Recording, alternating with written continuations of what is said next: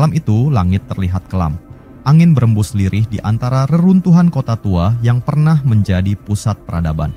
Konstantinopel, kota megah yang telah menyaksikan ribuan peristiwa sejarah, kini berdiri di ambang takdirnya yang baru. Namun kali ini penaklukannya bukanlah sekadar kisah masa lalu. Ia adalah bagian dari janji yang telah dinubuatkan berabad-abad lalu. Di tengah sunyi malam, suara takbir menggema. Tidak ada dentuman meriam, tidak ada pedang yang beradu. Hanya ada lantunan tahlil dan takbir yang menggetarkan langit.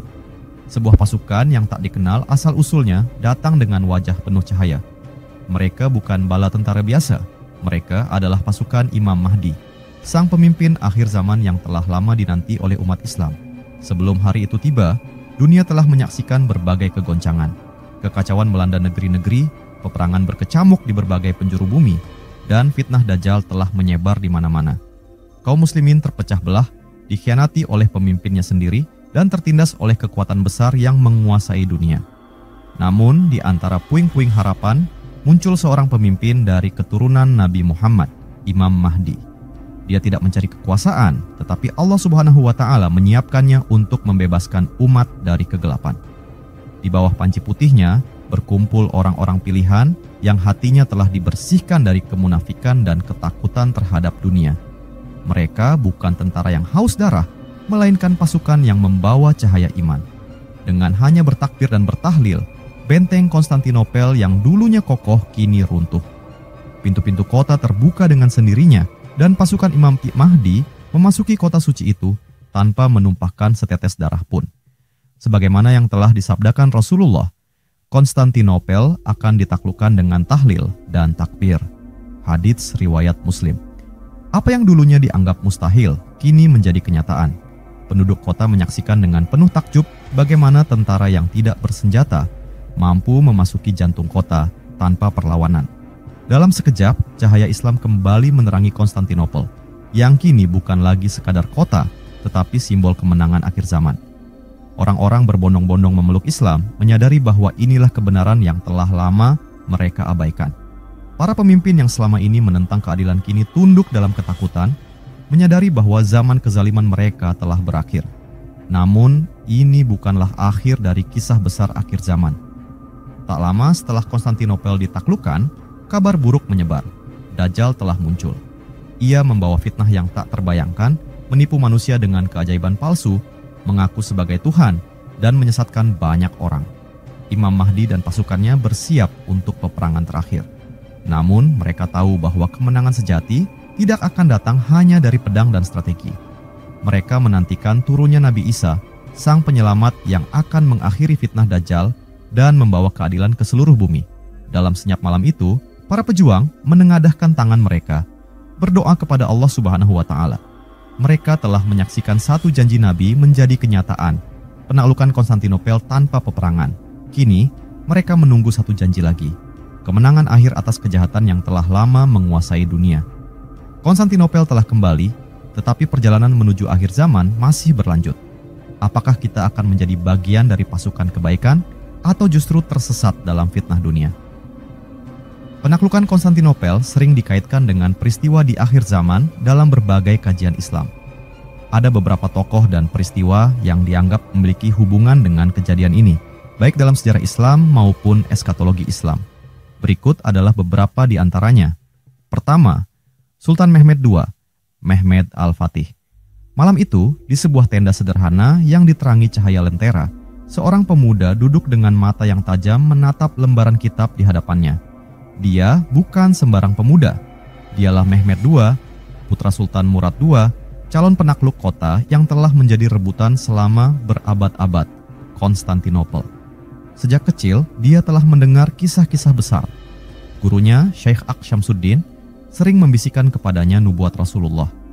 Konstantinopel pasti akan ditaklukkan.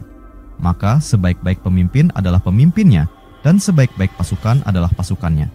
Hadits riwayat Ahmad. Hatinya bergetar setiap kali hadis ini dikisahkan. Apakah mungkin dialah pemimpin yang dimaksud? Apakah pasukannya yang kelak menggenapi janji Rasulullah? Sejak saat itu, Mehmed II hidup dengan satu tujuan, menjadi pemimpin terbaik yang akan menaklukkan Konstantinopel. Bukan hanya untuk kejayaan Utsmaniyah, tetapi untuk menegakkan kebenaran Islam. Pagi itu, 29 Mei 1453, gema takbir mengguncang benteng kota Konstantinopel. Meriam-meriam raksasa yang dirancang khusus oleh para insinyur Mehmed II telah menghantam dinding pertahanan Bizantium selama berminggu-minggu.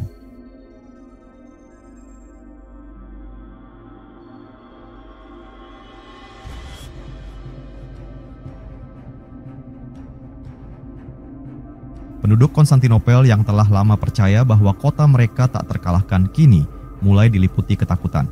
Dan akhirnya, dengan izin Allah Subhanahu wa Ta'ala, benteng itu roboh. Pasukan Utsmaniyah menerobos masuk dan panji Islam dikibarkan di atas Hagia Sophia. Sultan Mehmed II dengan penuh haru memasuki kota yang kini telah berada dalam genggaman Islam. Hari itu, nubuat Nabi terbukti benar. Sultan Mehmed II yang kelak dikenal sebagai Mehmed Al-Fatih, sang penakluk, telah mengukir namanya dalam sejarah sebagai pemimpin terbaik yang disebut dalam hadis. Namun, di balik kejayaan ini, ada satu pertanyaan yang terus menghantui. Apakah penaklukan Konstantinopel ini adalah yang terakhir? Seabad demi seabad berlalu, hingga dunia memasuki zaman penuh fitnah. Kekhalifahan Utsmaniyah yang dulu jaya akhirnya runtuh, dan Konstantinopel yang telah berganti nama menjadi Istanbul, kini bukan lagi pusat kekuasaan Islam seperti dulu. Namun, umat Islam yang memahami nubuat akhir zaman tahu bahwa Konstantinopel akan memainkan peran penting sekali lagi. Dalam hadis Nabi disebutkan bahwa pada akhir zaman, Konstantinopel akan kembali ditaklukkan oleh kaum muslimin, tetapi dengan cara yang berbeda dari yang dilakukan oleh Sultan Mehmed II. Konstantinopel akan ditaklukkan dengan tahlil dan takbir. Hadits riwayat Muslim. Berbeda dengan penaklukan tahun 1453 yang melibatkan peperangan sengit dan teknologi militer canggih. Penaklukan di akhir zaman disebut-sebut akan terjadi tanpa pertumpahan darah. Lalu, apakah penaklukan Sultan Mehmed II hanyalah permulaan dari janji besar yang belum sepenuhnya terpenuhi? Di saat dunia semakin tenggelam dalam fitnah, muncul kabar tentang seorang pemimpin yang akan membawa kembali kejayaan Islam, Imam Mahdi. Ulama akhir zaman meyakini bahwa Imam Mahdi akan memimpin pasukan muslim dalam berbagai peperangan besar, termasuk perang melawan kezaliman dunia. Dan salah satu momen penting dalam perjalanan itu adalah penaklukan kembali Konstantinopel, yang kali ini tidak akan menggunakan senjata, tetapi dengan kekuatan zikir dan takbir. Beberapa ulama meyakini bahwa ada hubungan spiritual antara Sultan Mehmed II dan Imam An-Mahdi. Jika Mehmed Al-Fatih adalah pemimpin yang menggenapi separuh janji Nabi, maka Imam Mahdi adalah pemimpin yang akan menggenapi separuhnya lagi. Seperti Mehmed Al-Fatih yang sejak kecil dipersiapkan untuk menjadi pemimpin besar, Imam Mahdi juga disebut-sebut akan dipersiapkan secara khusus oleh Allah Subhanahu wa Ta'ala untuk menegakkan keadilan di saat dunia dipenuhi dengan kezaliman. Kisah Mehmed Al-Fatih dan penaklukan Konstantinopel tahun 1453 bukanlah sekadar sejarah masa lalu, tetapi juga isyarat bagi masa depan. Penaklukan itu telah membuktikan bahwa janji Allah Subhanahu wa Ta'ala selalu benar, dan bahwa pemimpin terbaik akan datang di saat yang tepat untuk menegakkan keadilan. Kini, dunia kembali menunggu. Apakah kita akan menjadi saksi dari penaklukan Konstantinopel yang kedua? Ataukah kita hanya akan menjadi bagian dari sejarah yang tak berpihak pada kebenaran? Sejarah Sultan Mehmed II bukan hanya tentang kejayaan masa lalu, tetapi juga peringatan akan janji yang belum sepenuhnya tergenapi. Dan di akhir zaman, janji itu akan menjadi nyata di bawah kepemimpinan Imam Mahdi dan dengan takbir yang menggema di seluruh penjuru bumi. Kedua, hadis Nabi tentang penaklukan Konstantinopel. Di sebuah malam yang tenang di kota Madinah, para sahabat duduk melingkar di sekitar Rasulullah. Wajah-wajah mereka bersinar diterangi oleh cahaya bulan, menunggu dengan penuh antusias setiap kata yang akan keluar dari lisan beliau. Malam itu, Nabi Muhammad berbicara tentang sesuatu yang mengejutkan mereka, sebuah kota megah dengan benteng tinggi dan lautan yang mengelilinginya, yang kelak akan jatuh ke tangan kaum muslimin. Konstantinopel pasti akan ditaklukkan, maka sebaik-baik pemimpin adalah pemimpinnya, dan sebaik-baik pasukan adalah pasukannya. Hadits riwayat Ahmad. Para sahabat saling berpandangan. Konstantinopel, kota yang berada di ujung dunia itu, kota yang memiliki benteng paling kokoh di muka bumi. Di antara mereka, seorang pemuda bersemangat bertanya, "Wahai Rasulullah, siapakah yang akan memimpin pasukan itu? Kapan penaklukan itu akan terjadi? Namun Rasulullah hanya tersenyum. Tidak ada jawaban pasti. Hanya janji bahwa suatu hari nanti kota itu akan jatuh ke tangan kaum muslimin. Hadis ini menjadi perbincangan selama berabad-abad. Setiap generasi muslim berharap bahwa merekalah pasukan terbaik yang disebut oleh Nabi. Banyak khalifah dan sultan mencoba menaklukkan Konstantinopel, namun semuanya gagal. Barulah di tahun 1453, lebih dari 800 tahun setelah Nabi mengucapkan hadis itu, seorang pemuda bernama Sultan Mehmed II muncul. Sejak kecil, ia telah mendengar hadis ini dari guru-gurunya, dan ia yakin bahwa dialah pemimpin yang dinubuatkan Nabi.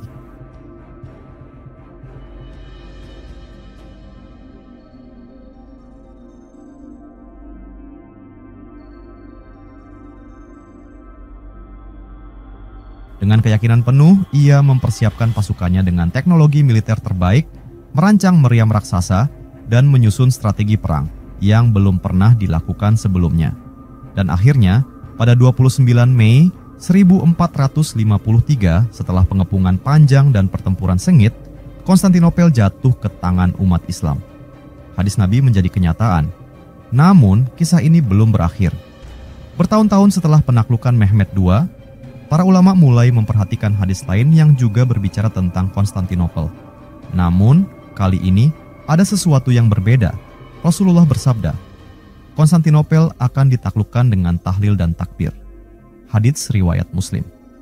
Berbeda dengan penaklukan Mehmed II yang penuh dengan peperangan dan strategi militer, hadis ini menggambarkan penaklukan tanpa pertumpahan darah. Para ulama menyimpulkan bahwa akan ada penaklukan kedua di akhir zaman. Di akhir zaman, dunia akan diliputi oleh kezaliman. Perang besar akan terjadi, dan umat Islam akan berada dalam kondisi terburuk mereka. Namun di saat itulah, seorang pemimpin yang dinanti-nanti akan muncul, Imam Mahdi. Dibantu oleh pasukan yang memiliki keimanan sekuat baja, mereka akan melakukan perjalanan panjang menuju Konstantinopel. Tapi kali ini, tidak ada pedang, tidak ada panah, tidak ada meriam. Hanya dengan suara takbir, benteng kota akan runtuh. Pintu-pintu Konstantinopel akan terbuka dengan sendirinya dan Islam akan kembali berjaya di kota itu. Namun, penaklukan ini bukan akhir dari segalanya. Tidak lama setelahnya, sebuah kabar menggemparkan dunia. Dajjal telah muncul. Imam Mahdi dan pasukannya akan menghadapi fitnah terbesar yang pernah ada dan umat Islam akan bersiap untuk pertempuran terakhir. Pertempuran yang hanya bisa dimenangkan setelah turunnya Nabi Isa. Hadis Nabi tentang penaklukan Konstantinopel bukan sekadar cerita masa lalu. Ia adalah sebuah janji yang telah terbukti sekali dan akan terbukti sekali lagi di akhir zaman. Konstantinopel pertama jatuh dengan pedang, Konstantinopel kedua akan jatuh dengan takbir. Kita hidup di zaman antara dua peristiwa besar ini. Pertanyaannya adalah, di pihak manakah kita akan berdiri ketika peristiwa kedua terjadi? Keempat, Imam Mahdi dan pasukannya. Langit di atas Konstantinopel malam itu tampak kelam. Angin dingin berembus perlahan di antara reruntuhan bangunan tua, membawa serta bisikan masa lalu yang telah lama terlupakan. Kota yang dahulu menjadi pusat kekuasaan dan peradaban besar kini hanyalah bayang-bayang dari kejayaannya. Namun, di antara sunyi malam, ada sesuatu yang berbeda. Sebuah cahaya redup mulai menyinari cakrawala, seperti tanda bahwa janji lama yang pernah diucapkan Rasulullah akan segera terwujud. Di kejauhan, suara takbir menggema menyelinap di antara bangunan-bangunan yang telah menyaksikan sejarah selama ribuan tahun. Itu bukan suara pasukan biasa. Itu adalah suara dari mereka yang telah disebutkan dalam hadis Rasulullah, pasukan Imam Mahdi. Mereka tidak membawa pedang, tidak pula meriam seperti yang dilakukan oleh Sultan Mehmed lebih dari 5 abad yang lalu. Mereka hanya datang dengan iman yang kokoh dan kalimat-kalimat Allah Subhanahu wa Ta'ala di lisan mereka. Maka inilah hari yang telah lama dinantikan. Hari di mana Konstantinopel kembali ditaklukkan, bukan dengan perang, tetapi dengan cahaya keimanan. Berabad-abad sebelum malam ini, di tengah kota Madinah yang bercahaya oleh wahyu, Rasulullah pernah bersabda, Konstantinopel pasti akan ditaklukkan. Maka sebaik-baik pemimpin adalah pemimpinnya, dan sebaik-baik pasukan adalah pasukannya. Hadits riwayat Ahmad. Dan sebagaimana yang telah dicatat dalam sejarah, janji ini telah dipenuhi oleh Sultan Mehmed II pada tahun 1453. Dengan kekuatan pasukan Utsmaniyah, teknologi meriam raksasa, dan strategi yang cermat, ia berhasil menaklukkan kota yang selama lebih dari 1000 tahun dianggap tak terkalahkan. Namun, ada hadis lain yang membuat para ulama berpikir bahwa penaklukan Konstantinopel belum benar-benar berakhir.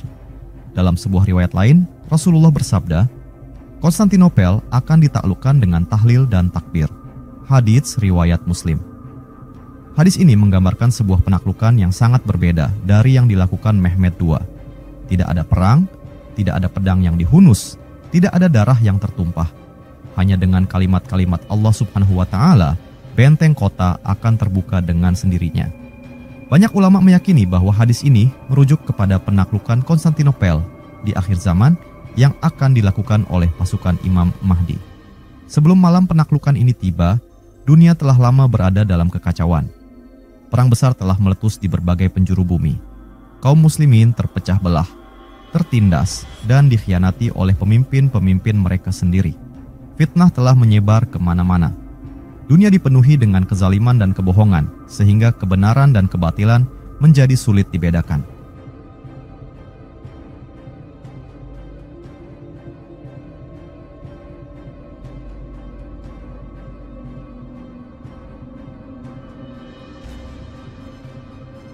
Di tengah keadaan yang kelam itu, Allah Subhanahu wa Ta'ala mengirim seorang pemimpin dari keturunan Rasulullah, Imam Mahdi. Dia tidak meminta kekuasaan, tetapi Allah Subhanahu wa Ta'ala memilihnya untuk membimbing umat Islam. Di bawah kepemimpinannya, Islam mulai bangkit kembali dan pasukan kebenaran mulai terbentuk. Dan malam ini mereka telah tiba di gerbang Konstantinopel. Ketika pasukan Imam Mahdi mencapai kota itu, mereka tidak menyerang. Tidak ada pemanah yang bersiap, tidak ada pasukan berkuda yang menyerbu. Sebaliknya, mereka berdiri dengan tenang di depan benteng kota yang megah, lalu mengangkat tangan mereka ke langit. Allahu Akbar, Allahu Akbar, Allahu Akbar. Suara takbir menggema, menembus tembok batu yang telah berdiri selama lebih dari 1000 tahun. Para penjaga kota gemetar, tak mampu memahami apa yang sedang terjadi. Lalu, perlahan-lahan, pintu gerbang kota terbuka dengan sendirinya. Penduduk Konstantinopel keluar dari rumah-rumah mereka, menyaksikan keajaiban yang belum pernah terjadi sebelumnya. Mereka yang selama ini telah hidup dalam kegelapan, akhirnya menyadari bahwa cahaya Islam telah kembali. Tanpa ada setetes darah yang tertumpah, Konstantinopel telah kembali ke tangan umat Islam. Namun, ini bukanlah akhir. Tidak lama setelah Konstantinopel jatuh, sebuah kabar buruk menyebar di seluruh dunia. Dajjal telah muncul. Sang penebar fitnah terbesar dalam sejarah manusia kini telah datang, membawa tipu daya yang luar biasa. Dengan kekuatannya, ia mengaku sebagai Tuhan, menipu banyak orang dengan mukjizat palsu, dan membuat sebagian besar manusia tunduk kepadanya. Saat itulah pasukan Imam Mahdi bersiap untuk peperangan terakhir, pertempuran yang akan menentukan nasib dunia. Namun, mereka tahu bahwa kemenangan sejati tidak akan datang hanya dengan kekuatan mereka sendiri. Mereka menunggu satu janji lagi, turunnya Nabi Isa. Penaklukan Konstantinopel bukan hanya sejarah masa lalu, ia adalah bagian dari janji Allah Subhanahu wa Ta'ala yang telah terbukti sekali dan akan terbukti sekali lagi di akhir zaman. Di satu sisi, Sultan Mehmed II telah memenuhi separuh nubuat Rasulullah dengan peperangan dan teknologi militer. Di sisi lain, Imam Mahdi akan memenuhi separuhnya lagi dengan takbir dan cahaya keimanan. Kini, kita berada di zaman yang menanti peristiwa besar itu. Akankah kita menjadi bagian dari pasukan yang akan menyaksikan penaklukan terakhir itu? Ataukah kita akan terjebak dalam fitnah dunia hingga tak sadar bahwa kita telah kehilangan kesempatan untuk berdiri di barisan kebenaran? Satu hal yang pasti, Konstantinopel akan jatuh sekali lagi. Dan ketika hari itu tiba, dunia akan tahu bahwa janji Allah Subhanahu wa Ta'ala selalu benar. Kelima, turunnya Nabi Isa. Di tengah kesunyian malam, seorang pemuda bersimpuh dalam sujudnya. Air matanya jatuh membasahi tanah yang dingin, sementara lisannya terus bergetar mengucapkan doa. Dia bukanlah raja, bukan pula panglima perang. Namun, suatu hari nanti, seluruh dunia akan mengenalnya sebagai pemimpin yang dijanjikan, Imam Mahdi. Dunia di sekelilingnya telah lama tenggelam dalam kegelapan. Kezaliman merajalela, manusia kehilangan arah, dan fitnah datang dari segala penjuru. Namun, langit malam itu terasa berbeda. Seakan-akan alam semesta tahu bahwa saatnya telah tiba, saat di mana Allah Subhanahu wa Ta'ala akan menepati janjinya, mengutus seorang pemimpin untuk membimbing umat yang tersesat. Sebelum kemunculan Imam Mahdi, bumi berada dalam kondisi terburuknya. Perang berkecamuk di mana-mana. Bangsa-bangsa saling berperang tanpa alasan yang jelas, kehancuran terjadi di mana-mana, dan manusia kehilangan harapan. Di tengah semua itu, umat Islam berada dalam keadaan yang paling memilukan. Mereka terpecah belah, ditindas oleh musuh-musuhnya, dan bahkan dikhianati oleh pemimpin mereka sendiri. Ketika semua harapan tampak hilang, para ulama mulai mengingat satu hadis yang telah lama dihafal dan ditunggu-tunggu oleh kaum muslimin. Seandainya dunia ini hanya tinggal 1 hari, pasti Allah Subhanahu wa Ta'ala akan memanjangkan hari itu, hingga Dia mengutus seorang laki-laki dari keturunanku yang namanya seperti namaku dan nama ayahnya seperti nama ayahku. Dia akan memenuhi bumi dengan keadilan sebagaimana sebelumnya bumi dipenuhi dengan kezaliman. Hadits riwayat Abu Daud. Itulah Imam Mahdi, pemimpin yang akan muncul di akhir zaman untuk menegakkan keadilan. Dan kini tanda-tanda kemunculannya mulai terlihat. Pada awalnya Imam Mahdi tidak mengetahui bahwa dialah yang dijanjikan. Dia hanyalah seorang lelaki saleh yang hidup di tengah manusia yang telah kehilangan arah. Namun, ketika dunia semakin kacau dan kezaliman mencapai puncaknya, Allah Subhanahu wa Ta'ala memilihnya. Para ulama yang masih memegang teguh ajaran Islam mulai mengenali tanda-tandanya. Mereka mendatanginya, membayatnya di depan Ka'bah, dan menyerukan kepada seluruh umat Islam bahwa pemimpin yang dijanjikan telah datang.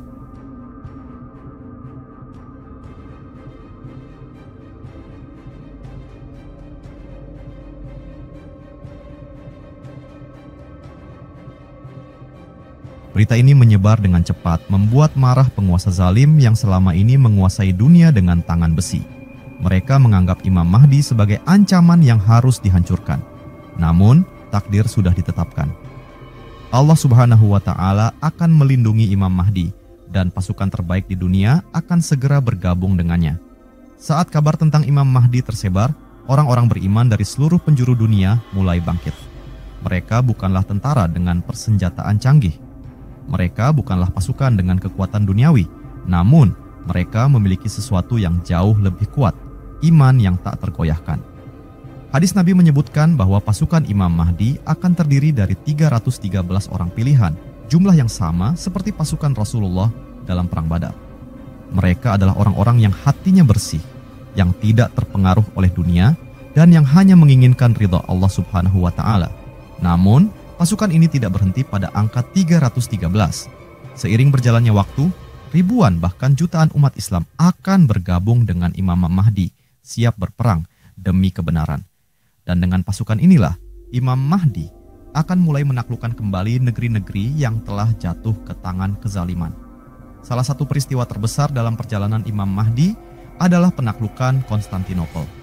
Berbeda dengan penaklukan Sultan Mehmed II yang menggunakan meriam dan strategi militer, penaklukan kali ini akan terjadi dengan cara yang berbeda, sebagaimana disebutkan dalam hadis.